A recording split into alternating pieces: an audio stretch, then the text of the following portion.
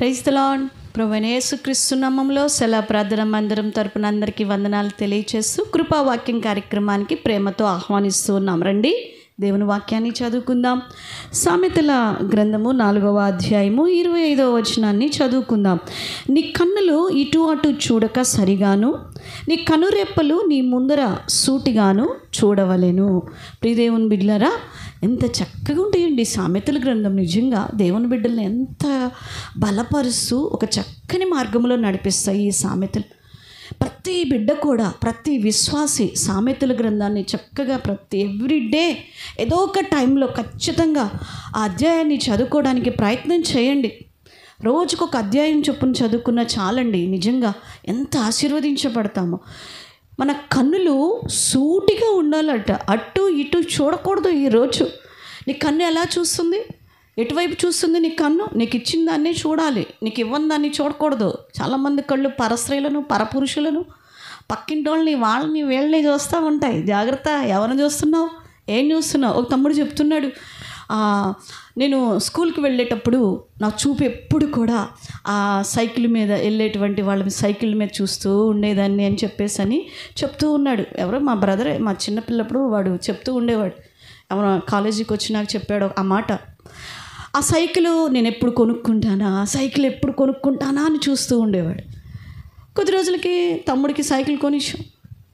ఆ సైకిల్ మీద వెళ్తూ అంట ఆ చూపు ఎటుపోయేదంటే బైక్ మీద వెళ్తున్న వాళ్ళ వైపు వెళ్ళిపోయేదంట. ఆ బైక్ ఎప్పుడు కొనుక్కుంటాను, నేను బైక్ ఎప్పుడు నడుపుతానని. సో ఆ బైక్ కూడా కొనుక్కున్నాడు. ఆ బైక్ కొనుక్కున్న తర్వాత కారు ఎప్పుడు కొనుక్కుందామా అని చూస్తున్నాడు. ప్రియదేవుని బిడ్డలారా, నీ చూపు ఎలాగ ఉన్నది, ఎటువైపు వెళ్తున్నది? ఆశకి హద్దు లేదు. ఎటు చూస్తున్నావు, ఎటు పరిగెత్తుతున్నావు? జాగ్రత్త. అలా చూసే కదా దావీదు తన జీవితంలో ఒక మచ్చ తెచ్చుకున్నాడు, ఒక శాపాన్ని. తన బిడ్డల విషయంలో ఎంత భయంకరమైన శాపాన్ని తెచ్చుకున్నాడు. ఆ చూపు పక్కకి వెళ్ళిపోవటం వల్లే కదా ఆ బెత్షెబాని చూశాడు.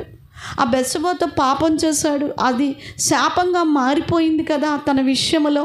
ఒక మచ్చగా దావీదు జీవితంలో అలా నిలిచిపోయింది.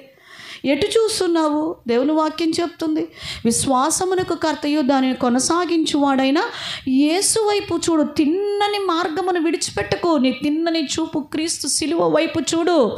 ఈరోజు నిన్ను సంరక్షించుటకు, పోషించుటకు, విడిపించుటకు, రక్షించుటకు సమర్థవంతుడైన ఆ దేవాతి దేవుని వైపు నువ్వు చూడు. ఎటు చూస్తున్నావు?